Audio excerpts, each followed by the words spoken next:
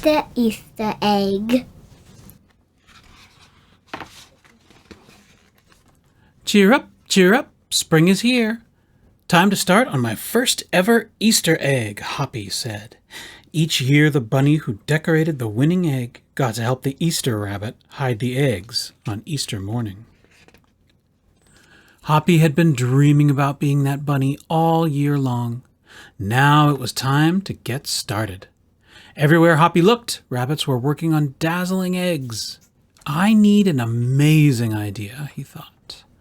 Hoppy spotted Flora Bunny planting spring wildflowers in her eggs. The Easter rabbit will love these colorful flowers, he thought, and started picking flowers for his egg. Here's a basket for your flowers, Hoppy, Flora said. Chop, chop, scrape, scrape. Hoppy spied Buster Birch carving a magnificent wooden egg. I wish I had some wood for my egg, he wished out loud. Here you go, Hoppy, Buster Birch said, and he put a smooth, round piece of wood in Hoppy's basket. Thank you, Buster, Hoppy said. Hoppy was hopping along when the smell of sweetness led him out of the woods and straight to the chocolate egg that Aunt Sassafras was decorating with creamy frosting squiggles and bows. Hello, Hoppy, she said, and put some chocolate squares in his basket. Hippity-hop, Hoppy exclaimed. I'll make the Easter rabbit a chocolate egg so sweet it'll make his whiskers tingle. Then Hoppy saw Granny Irene decorating one of her fabulous story eggs. First, she traced a design on the egg with a special tool. Then she dipped the egg in pots of yellow, green, orange, and red dye, adding to the design each time. Hoppy couldn't believe his eyes. I'll never make an egg that beautiful, he told Granny Irene. She smiled. Try, she said, giving him one of her special tools.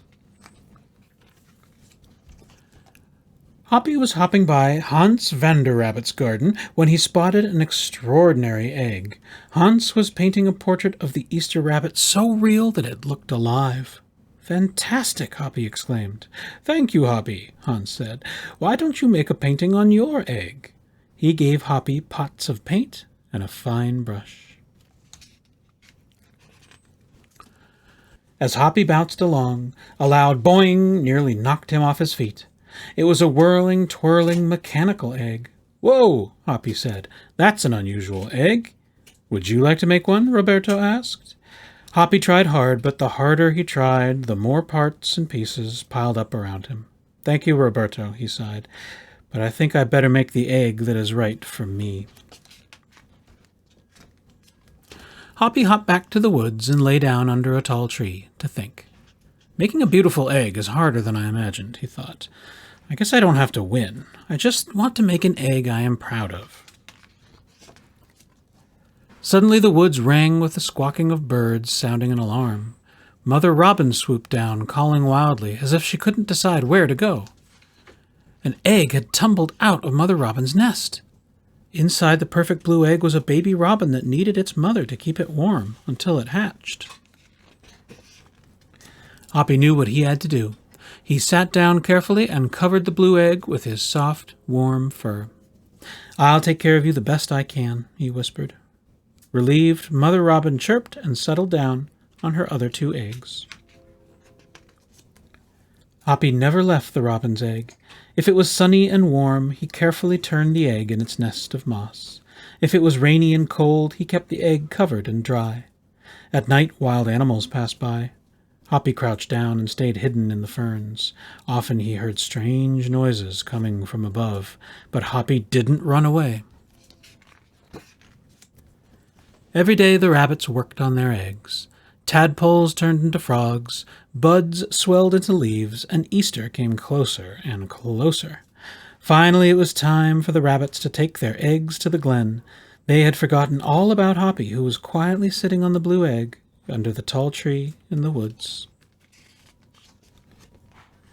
Early the next morning, the rabbits waited for the Easter rabbit. Suddenly, a beautiful wagon rolled toward them out of the mist